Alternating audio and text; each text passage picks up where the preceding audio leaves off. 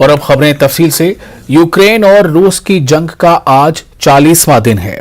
इस दौरान रूस ने यूक्रेन के कई बड़े शहरों को तबाह कर दिया है। लाखों यूक्रेनी जंग के खौफ से हमसाया ममालिक में हिजरत कर चुके हैं। यूक्रेन ने रूस पर इल्जाम लगाया है कि जंग के दौरान रूसी फौजियों ने यूक्रेन के इलाके बोचा में हजारों बेगुनाह शहरियों को गोली मारकर हलाक कर दिया। रूस ने इन इल्जामात की तरदीद करते हुए कहा है कि यूक्रेन बोचा में इश्तिआल अंगेजी के जरिए तशद्दुद में इजाफा करना चाहता है। ये रिपोर्ट देखिए।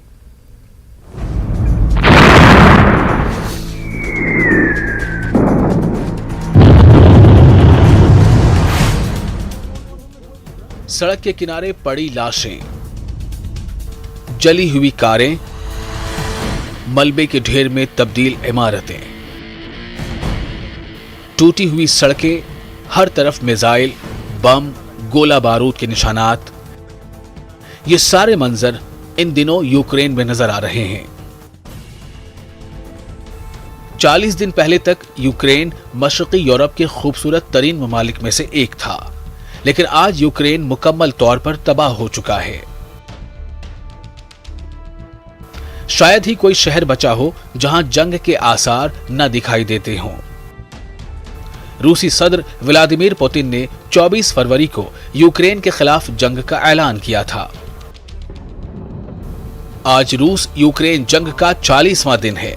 इन 40 दिनों में यूक्रेन का नजारा बिल्कुल बदल गया है। यूक्रेन जो 40 दिन पहले तक हरा भरा नजर आता था, अब पुरानी फिल्म की तरह ब्लैक एंड व्हाइट हो गया है। गुज़िश्ता 40 दिनों में एक भी दिन ऐसा नहीं गुजरा जब यूक्रेन के किसी शहर में तबाही न हुई हो। इतनी तबाही फैलाने के बाद भी रूस किसी बड़े शहर पर कब्जा नहीं कर सका। यूक्रेन ने दावा किया कि रूस ने दारुल हुकूमत कीव पर कब्जा करने के लिए खौफनाक तबाही मचाई है। रिहायशी इमारतों पर बमबारी की, आम शहरियों को निशाना बनाया। अब यूक्रेन का दावा है कि रूसी फौज को कीव के कुर्बो जवार में शिकस्त हुई है। यूक्रेन ने इसे कीव की पहली फतह करार दिया है। यूक्रेन की वजारत दिफा ने फेसबुक पर एक पोस्ट लिखकर दावा किया है कि दुश्मन को कीव से बाहर धकेल दिया गया है। रूसी फौजी दस्ते चेर्निहिव और सूमी सूबों से भी वापस लौट रहे हैं। इस बीच कीव के करीबी कस्बे बोचा की एक तस्वीर तेजी से वायरल हो रही है, जिसमें सड़कों पर जगह जगह आम लोगों की लाशें पड़ी नजर आ रही हैं। एक तस्वीर में एक शख्स को सड़क के किनारे पड़ा हुआ दिखाया गया है। इसके हाथ इसके पीठ के पीछे बंधे हुए हैं और सिर में गोली लगी है। हुक्काम का कहना है कि यह शख्स 5 हफ्ते पहले मर चुका है। बोचा में जगह जगह मस्क शुदा लाशें देखी जा सकती हैं। गैर मुल्की मीडिया के मुताबिक बोचा में एक इज्तिमाई कब्र से 410 अफराद की लाशें बरामद हुई हैं। बोचा रूसी फौज के जेर कब्जा था, जिसका कंट्रोल हाल ही में यूक्रेनी फौज ने दोबारा हासिल किया है। यूक्रेनी वजीर दाखिला का कहना है कि रूसी फौजियों ने बोचा में सैकड़ों शहरियों को कत्ल किया है। हलाक शहरियों की तादाद का पता लगाने के लिए तहकीकात जारी हैं। ये दरियाफ्त पहली बार हफ्ते को तस्वीर और वीडियोस के जरिए की गई, जिनमें बोचा की गलियों में लाशें बिखरी हुई थीं। सैटेलाइट इमेज फराहम करने वाली अमेरिकी कंपनी मैक्सेट टेक्नोलॉजीज ने कहा है कि इसे यूक्रेन की बोचा कस्बे में एक इज्तिमाई कब्र का पता चला है। ये इज्तिमाई कब्र एक चर्च के अहाते में वाक़ा और तकरीबन 45 फुट तवील है। यूक्रेन की जानिब से इज्तिमाई कब्र से मिलने वाली लाशों के बाद आलमी अदालत से तहकीकात करने का मुतालबा किया गया है। यूक्रेन ने रूस पर कीव के बोचा इलाके में कत्लेआम करने का इल्जाम लगाया है। यूक्रेन की प्रोसिक्यूटर जनरल का कहना है कि बोचा से अब तक 410 लाशें बरामद की जा चुकी हैं। यूक्रेनी सदर ज़ेलेंस्की ने वीडियो पैगाम में कहा है कि सैकड़ों अफराद रूसी जारहियत के नतीजे में हलाक कर दिए गए हैं। इन्होंने रूसी फौज को कातिल, दरिंदा सिफत और लुटेरा करार दिया है। Президенти зазвичай не записують таких звернень, як це. Але сьогодні я повинен сказати саме так. Сказати після того, що відкрилося в Бучі та інших наших містах, звідки вигнали окупантів. Сотні вбитих людей. Закатованих, розстріляних, мирних людей. Тіла на вулицях, замінована територія, заміновані навіть тіла вбитих. повсюди наслідки мародерства. रूस ने इन इल्जामात की तरदीद करते हुए कहा है कि यूक्रेन बुचा में इश्तिआल अंगेजी के जरिए तशद्दुद में इजाफा करना चाहता है। Очередная фейковая атака была предпринята в городе Буча Киевской области после того, как оттуда вышли российские военнослужащие в соответствии с планами и достигнутыми договоренностями. Там через несколько дней была устроена инсценировка, которую разгоняют по всем каналам и социальным сетям украинские представители и их западные покровители. अक़वाम मुत्तहिदा के सेक्रेटरी जनरल ने भी इस इंकशाफ पर सदमे का इजहार किया है। उन्होंने इस मामले में आज़ादाना जांच का मुतालबा किया। कनाडा के वज़ीर आज़म जस्टिन ट्रूडो और जर्मनी के वज़ीर दिफा ने कीव में रूसी फौज की मुबैना मज़ालिम की मज़म्मत की है। उन्होंने यूरोपीय यूनियन से रूस से गैस बरामद करने के फैसले पर पाबंदी लगाने पर गौर खौज करने की बात कही है। Bureau report news 18 Urdu. Bureau report news 18 Urdu. वही यूक्रेन के पोचाश कस्बे में रूसी की मुबैना बर्बरियत और खूनी कत्लेआम की आलमी बिरादरी ने सख्त अल्फाज में मजम्मत की है। अक़वाम मुत्तहिदा, यूरोपीय यूनियन ने फ्रांस और पोलैंड ने इसमें जांच की मांग की है। उनका कहना है कि रूस के खिलाफ कत्लेआम के शवाहिद मौजूद हैं और जिसने भी ऐसा किया उसे जवाबदेह बनाया जाएगा। Of civilians lying dead on the streets and in improvised graves in the town of Bucha in Ukraine are horrifying.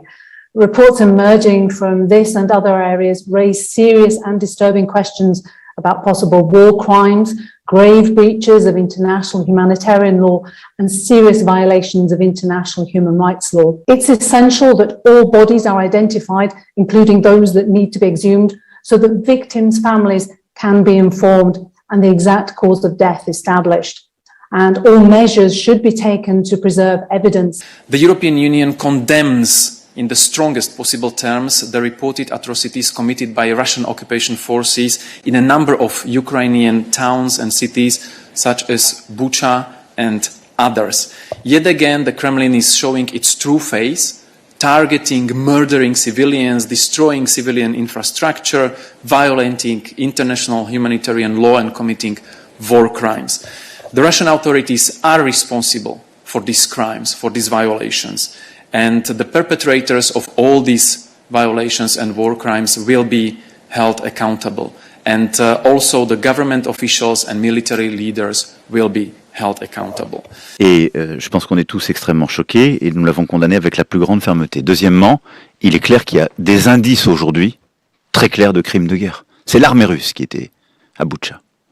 Et donc nous avons d'ailleurs marquer notre disponibilité aux autorités ukrainiennes de les assister dans les enquêtes qu'elles sont en train de faire. La justice internationale doit passer. Et donc celles et ceux qui ont été à l'origine de ces crimes devront en répondre.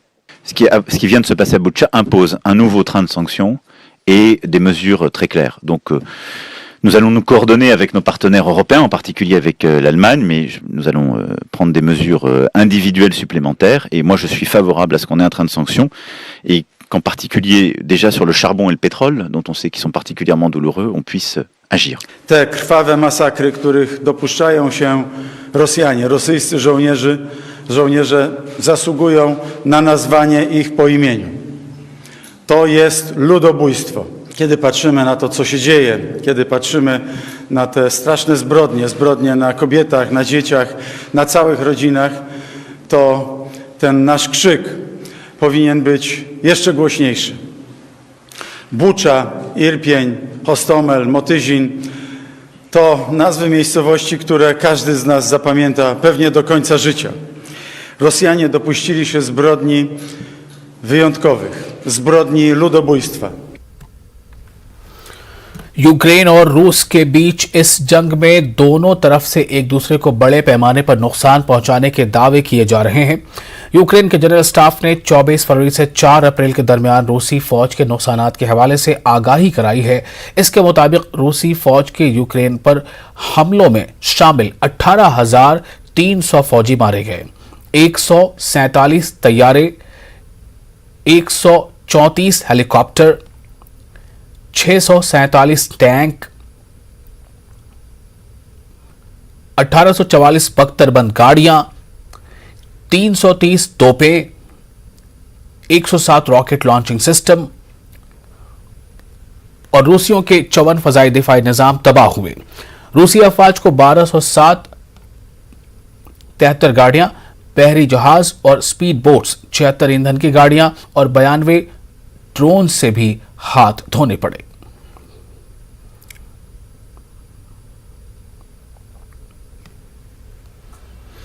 Ukraine पर रूस के हमले के बाद लाखों खवातीन और बच्चों को दूसरे ममालिक में पनाह लेना पड़ा। इस दरमियान इन्हें सफर की सौबतें झेलनी पड़ी। पेशे से अकाउंटेंट नताशा रूस के हमले के बाद अपनी बेटी के साथ लिस्बन पुर्तगाल पहुंची। यहां इन्हें जानने वाला कोई नहीं था, लेकिन एक पुर्तगाली खानदान ने इनके लिए अपने घर के दरवाजे खोल दिए। नताशा के शौहर अपने मुल्क का दिफा करने के लिए पीछे रह गए। इन्हें खौफ है कि वो अब अपने शौहर से नहीं मिल सकती। नताशा ने अपनी कहानी कुछ यूं बयां की। From Kharkiv in Ukrainian. It's a city. It's a very dangerous city. It's like a मैं यूक्रेन में खार्किव से हूँ। अब ये एक बहुत ख़तरनाक शहर है। यूँ समझिए ये जंग का अहम मरकज़ बन चुका है। 24 फरवरी को जब जंग शुरू हुई तो हमने खार्किव छोड़ दिया। 24th February when the war is starting. Very emotional day today for me. Yes. Because because 1 month I can see our apartment. मेरे लिए आज का दिन बहुत जज्बाती है क्योंकि 1 माह पहले मैं अपना अपार्टमेंट, अपने कपड़े देख सकती थी।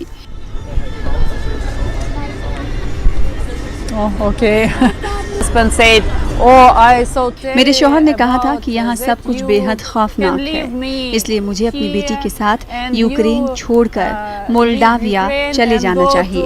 लेकिन फिर मैंने कहा ये कैसे मुमकिन है, हम तुम्हें चाहते हैं, तन्हा नहीं छोड़ सकते।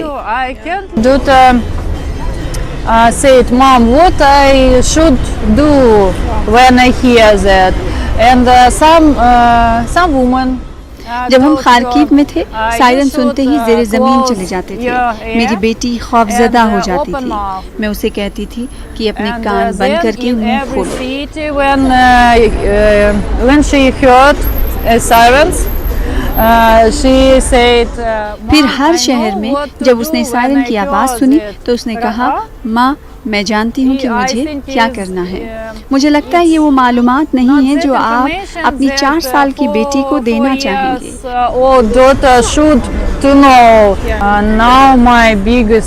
अब मेरा सबसे बड़ा खौफ ये है कि मैं अपने शौहर से नहीं मिल सकती।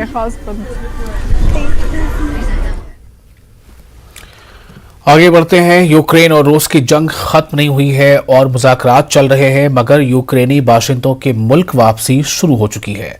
स्टेट बॉर्डर गार्ड सर्विस ने हफ्ते के रोज इतला दी है कि 24 फरवरी से कुल 6,20,000 यूक्रेनी शहरियों को यूक्रेन में दाखिल होने के लिए रजिस्टर किया गया है। बहुत से लोग कुछ अरसा बैरून मुल्क रहने के बाद लुयो में एक चौकी पर पोलैंड से यूक्रेन की सरहद अबूर करते हुए देखे जा सकते हैं।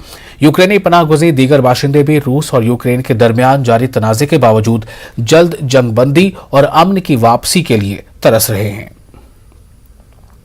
Ні, в Кривий Ріг будемо повертатися. У нас там чоловік, папа наш там. Дідушки, в общем, всі в нас там залишилися, да. І баба. По-перше, ми дуже за Україною скучаємо. Дуже. Тільки що проходили якраз кордон, ми там плакали вдвоєм.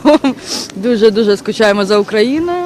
В даний момент ми вертаємося буквально на 2 дні додому, тому що скучає дитина за бабцею, за чоловіком, тому що розділена сім'я, самі розумієте.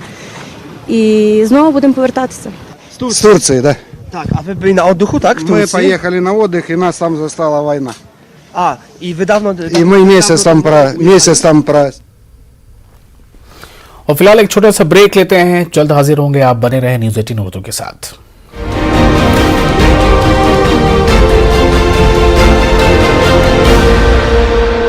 पर साफ नजर आ रहा है, इराक में अशाए खुर्दनोश की कीमतें आसमान को छू रही हैं। ईरान में मगरबी पाबंदियों की वजह से महंगाई से शहरियों की जेब पर बोझ पड़ रहा है। अफगानिस्तान में सूरत हाल बेहद अबतर है। यहाँ आम लोग खाने पीने की बुनियादी अशिया के लिए जद्दोजहद कर रहे हैं। बावजूद इन सब के आलम इस्लाम ने माह सयाम का इस्तकबाल निहायत खुशदिली के साथ किया। गुज़िश्ता 2 साल कोरोना पाबंदियों की वजह से मजहबी सरगर्मियां ठप होने के बाद रवां साल मसाजिद खोले जाने से रोज़ादारों के चेहरों पर मुस्कुराहट है। रोज़ादारों का कहना है कि यह माह मुबारक पूरी दुनिया के लिए खैर व बरकत का वसीला हो। इस माह मुबारक में गरीबों, मिस्कीनों, बेवा और यतीमों का मुसलमान खास ख्याल रखते हैं।